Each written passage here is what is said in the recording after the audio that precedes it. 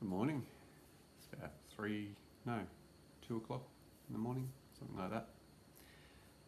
I want to read you something from Song of Songs 3:11. I've had this thought process going over in my mind for months about I get marriage. I've been married 26 years now, or this year will be 26. It's a wonderful woman. She is just so strong, so beautiful, and so faithful, and she's mine. And God uses a lot of language in the Bible about Him being our husband. And I've been like, how does this fit? Because I know that as a husband and wife, we do things that we don't do with other people. I'm like, hang on, God. I get in part that this is a union of three people, because when you get married, you get married in the sight of God, but it's a three-way union. The Bible says a threefold cord is not quickly broken. I'm not using that to prove that it's a three-person thing, but if you look at the model in the Garden of Eden, God made man and woman, and He would come with them in the cool of the evening and just be with them. I've been like, God, if we're supposed to be connected to You in the same way, I'm just going to put it out there. What about the sexual side? Like, because I know, God, that seems weird. And I want to show you this from the scriptures. Song of Songs 3:11. Come and look, sisters in Jerusalem.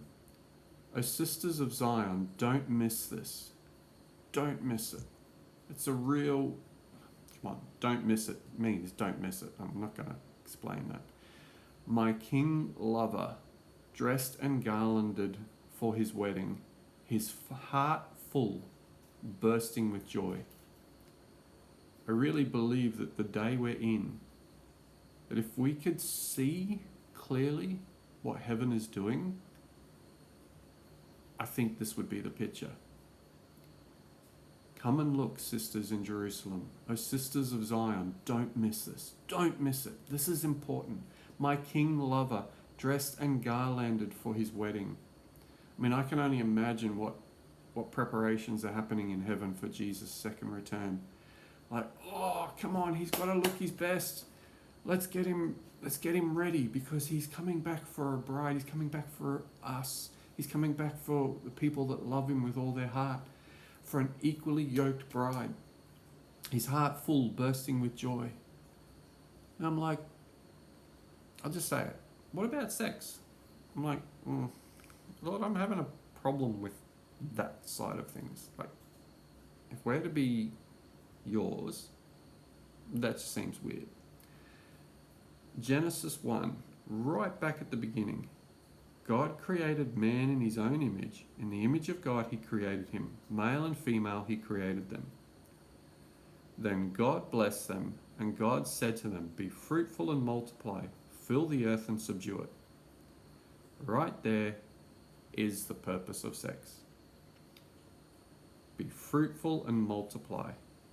Now, does God need to multiply? No. That also tells me, if God put that much pleasure in the act of being fruitful and multiplying, in obeying His word, there has to be, and this is the pursuit we need to be on. There has to be something greater than that. Because if the Creator, who is greater than everything, has made it that good, and I'm kind of speaking to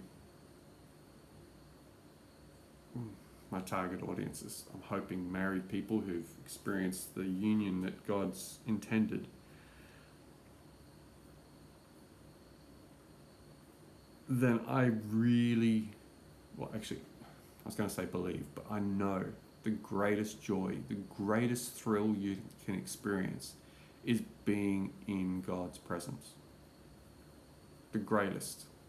We were made to fellowship with God. What do you mean fellowship? Fellowship just means we were made to be with Him.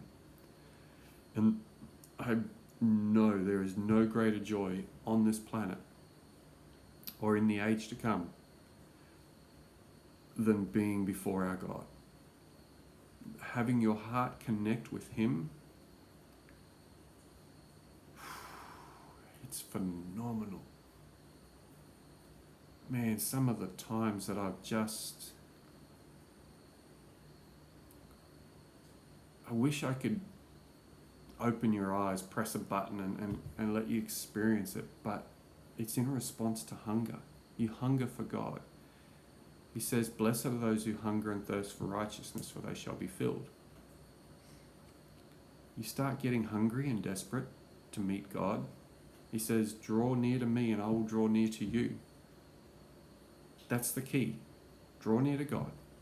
Because there is a joy, there is a thrill, there is, I don't know how to explain it. There is life beyond what you could imagine waiting for you to connect with God.